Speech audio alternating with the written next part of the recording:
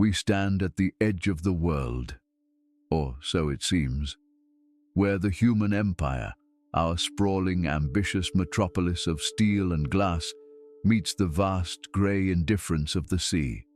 This is the estuary, the liminal space where freshwater rivers die and the ocean is born.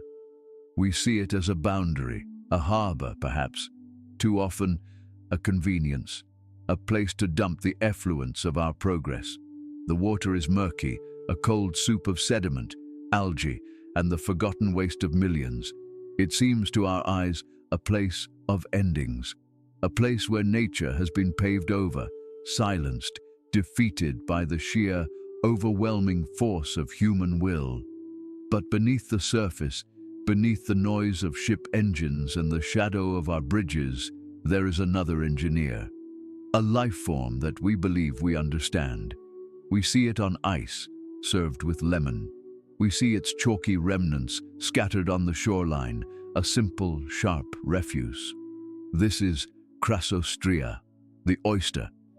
To us, it is a simple food, a passive mollusk cemented to a rock, doing nothing.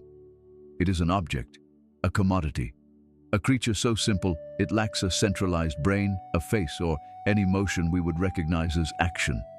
We have harvested it, consumed it, and dredged its home into oblivion for centuries, viewing it as a simple, replaceable resource.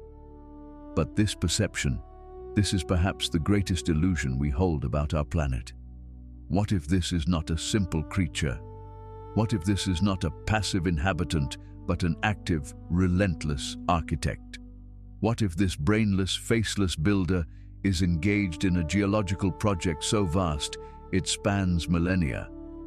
What if this is not food, but a fortress, a living, breathing filtration system, a biological shield that did not just exist in these estuaries, but actively built them? What if we told you that the very coastlines we settled, the very harbors that give our cities life, were engineered by the oyster? The story of civilization is often told in stone and steel, but the story of the coast is written in shell. The oyster begins its work almost immediately.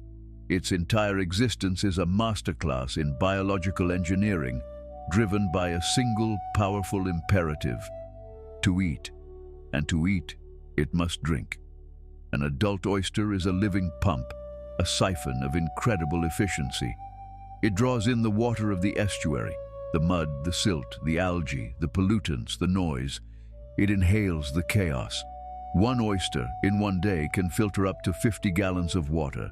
This number seems small, manageable, but the oyster is never alone. It is a colonial organism, a social architect. Where one oyster settles, others follow, drawn by chemical cues, seeking a foundation. A small, healthy reef of just 1 acre, perhaps 1 million oysters, can filter 50 million gallons of water every single day. Now, imagine the scale of the past. Imagine the original reefs of the Chesapeake Bay, or the harbor of New Orleans, or the mouth of the Hudson River. We are not talking about acres. We are talking about hundreds of square miles of reefs, populated by trillions of individuals. This was not a colony.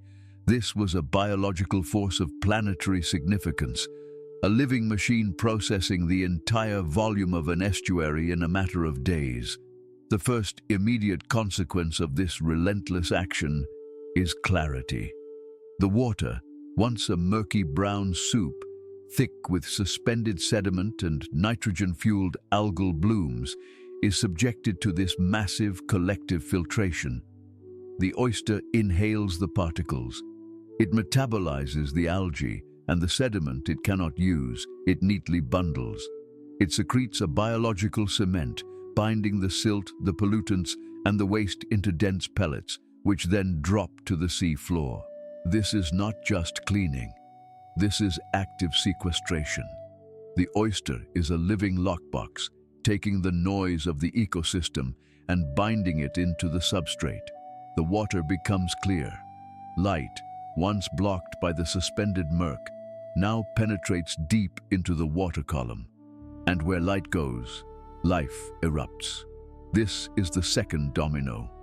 The newly illuminated sea floor, now fertilized by the oyster's deposits, becomes fertile ground.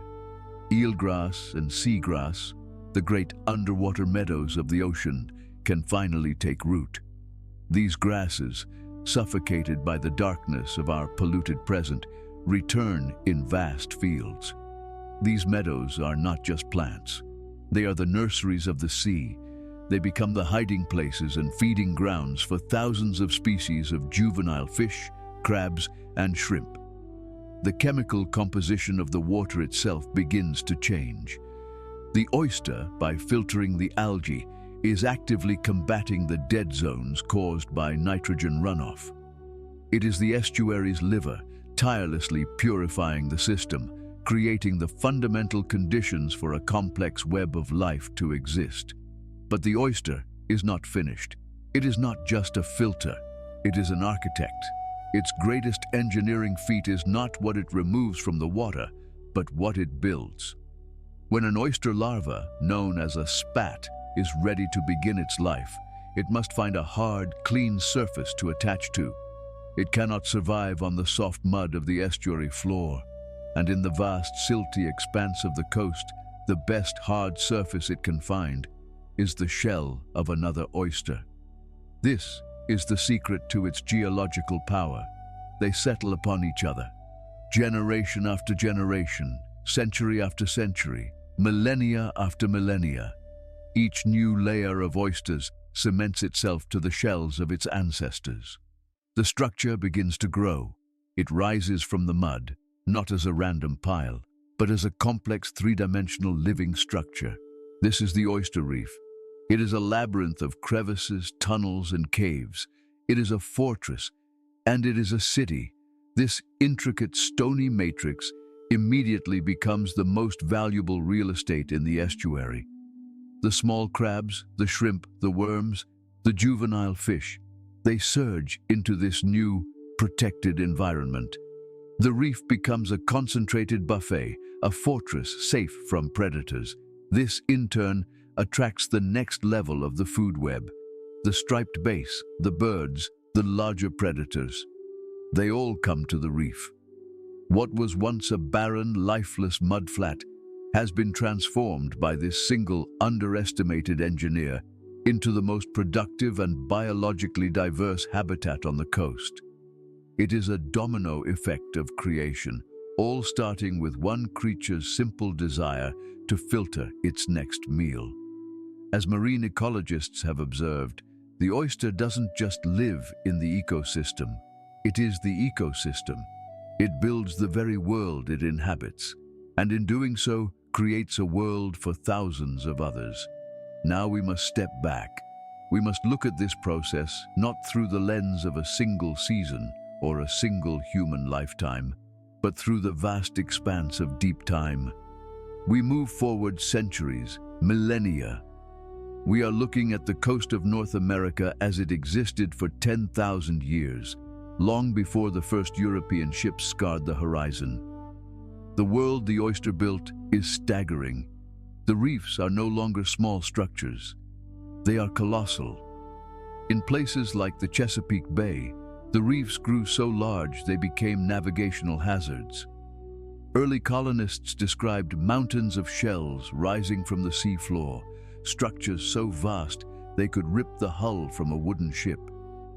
In New York, the harbor was so full of these reefs that they defined the channels. Some reefs were miles long, dozens of feet thick, containing billions of oysters, a living structure that had been growing uninterrupted since the end of the last ice age. This is geology. This is biology acting as a geological force. And this is where the oyster's true power, its greatest act of engineering, is revealed. These massive, jagged, cemented structures stood in the mouth of the estuary, facing the open, angry ocean. They became the planet's most effective natural breakwater. When a storm surge from the Atlantic or a hurricane from the tropics rolled towards the land, it did not meet a soft, muddy shoreline.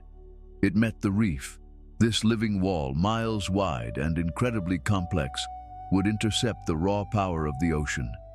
The energy of the waves, which would otherwise scour the coastline, was broken, dissipated, and tamed by the jagged, complex architecture of the oyster reef.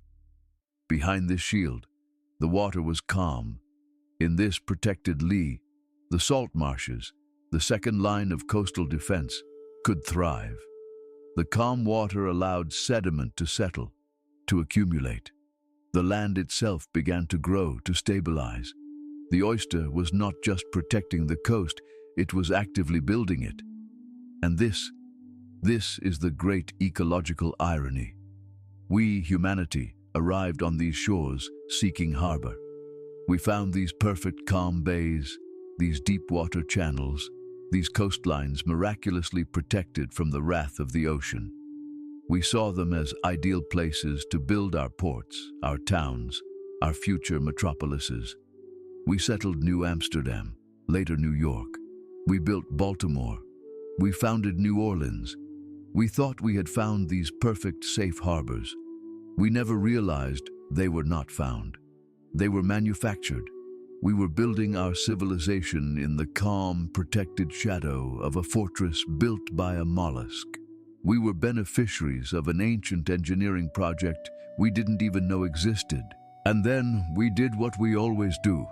We saw the engineer not as an architect, but as a resource. We began to harvest them. We did not harvest them sustainably. We harvested them with industrial-scale dredging, tearing the ancient reefs apart. We ripped up the very foundations. We pulled them out by the trillions, grinding their shells, the ancient walls of the fortress, into gravel for our roads and lime for our cement. Simultaneously, we polluted the water, the runoff from our new cities, the sediment from our farms, the industrial waste. It choked the water, raised the acidity, and killed the few larvae that remained. In the span of just 2 centuries, we accomplished what the ocean could not do in 10,000 years. We annihilated the engineer. In the Chesapeake Bay, the oyster population is less than 1% of what it was. In New York Harbor, they were declared functionally extinct. The shield was gone. The liver was gone. The consequences were immediate and catastrophic. The water, no longer filtered by trillions of living pumps, became a murky, toxic soup.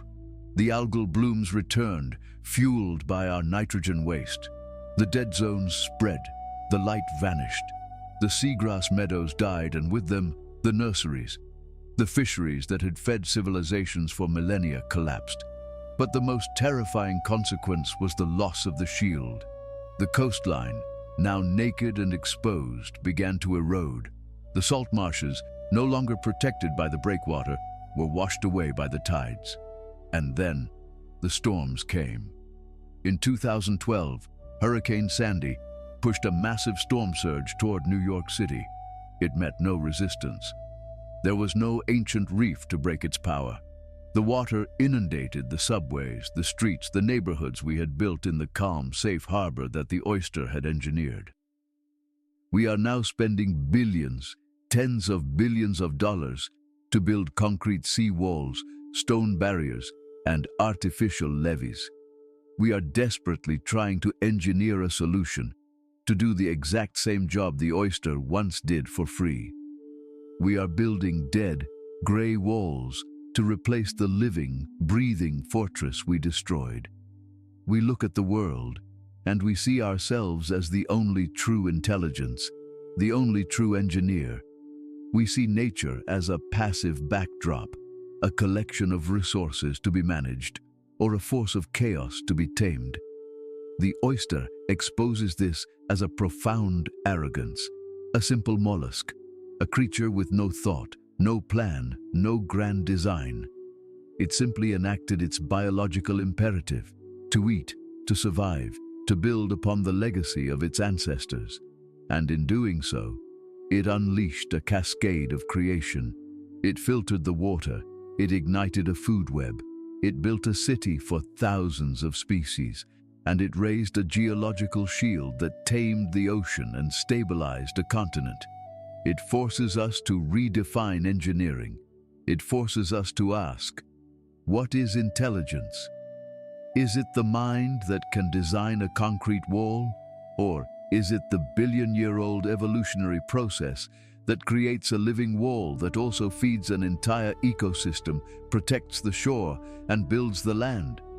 We are, finally, slowly beginning to understand. We are planting new oysters.